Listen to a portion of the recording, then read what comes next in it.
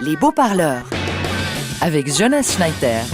Et ce dimanche matin, avec Suzette Sandeau, Stéphane David-Zoffer, Stéphanie Meria, notre invité est le meneur de la revue vaudoise, Jean-Luc Barbeza, bonjour. Et bonjour. Bienvenue. Avec l'accent de Châtelois, bonjour. Ami vaudois. Oui. Et votre portrait, on commence par ça, il est signé Carlos Enriquez. Mais non, Jonas, Carlos n'est pas là aujourd'hui. Mais pour une fois, on va pas parler de son actualité, hein, lui qui joue dans la revue vaudoise de Cuchet Justement, Barbeza. c'est les petits copains ici. Ouais, hein, oui. parce que j'imagine que vous allez évoquer ce spectacle pendant toute l'interview avec votre invité. Salut Jean-Luc Barbeza, tu te souviens de moi ? Je suis Jean-Claude Stram, concierge à la Fontenelle, dans l'école secondaire à Cernier. Hein. Les gamins se souviennent jamais de leur concierge. Nous, en revanche, on se souvient des terribles. Et puis, t'en étais un, toi. Avec ton copain Benjamin Cuche, vous êtes connus dans le cadre du ski club des Bugnonnais, bien avant l'école secondaire. Hein. Tu t'étais cassé les 2 jambes à ski, mais en étant arrêté. Ce qui nous montre jusqu'où tu es capable d'aller pour faire rigoler les gens. Alors, plutôt que d'essayer de rivaliser avec vos copains skieurs, Cuche et toi, vous faisiez des sketchs le soir.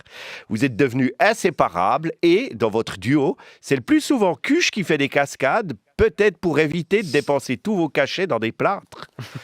À la Fontenelle, tu as participé aux Acco-Théâtres. Moi, j'adorais assister à vos leçons en faisant semblant de poutser. Ah, vous étiez déjà drôle, hein.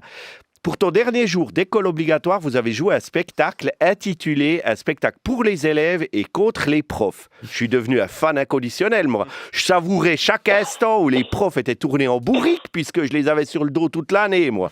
Quelle belle revanche. Et à partir de là, le théâtre devient ta vie, au point de construire une salle de spectacle avec tes propres mains, la Grange au Locle, dans les années 80. Je me suis dit, nom de Dieu, voilà que le Barbeza est devenu concierge à son tour. Ah, j'étais ravi d'avoir éveillé en toi une vocation.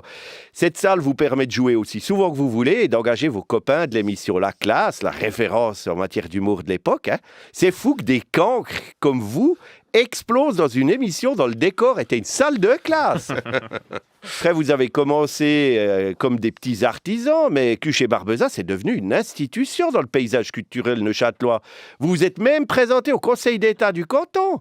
Vous avez joué des spectacles pour les enfants, comme Cuchet Barbeza font des bêtises, et d'autres pour des adultes, comme les marionnettes du pénis, où vous vous tordiez le zizi pour faire des figures. Mais attention, hein, chacun manipulait le sien.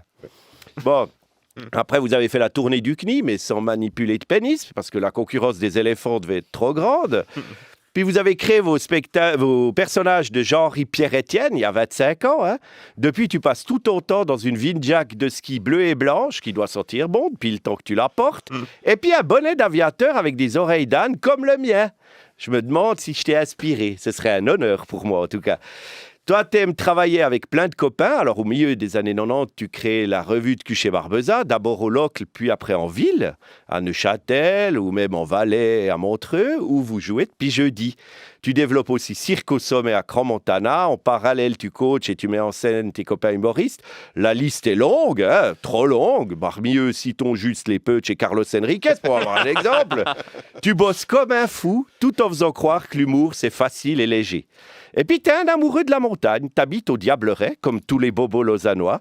Sauf que toi, tu y vis aussi en dehors des week-ends et des vacances. T'arrives à reconnaître n'importe quelle montagne quand on te la montre en photo.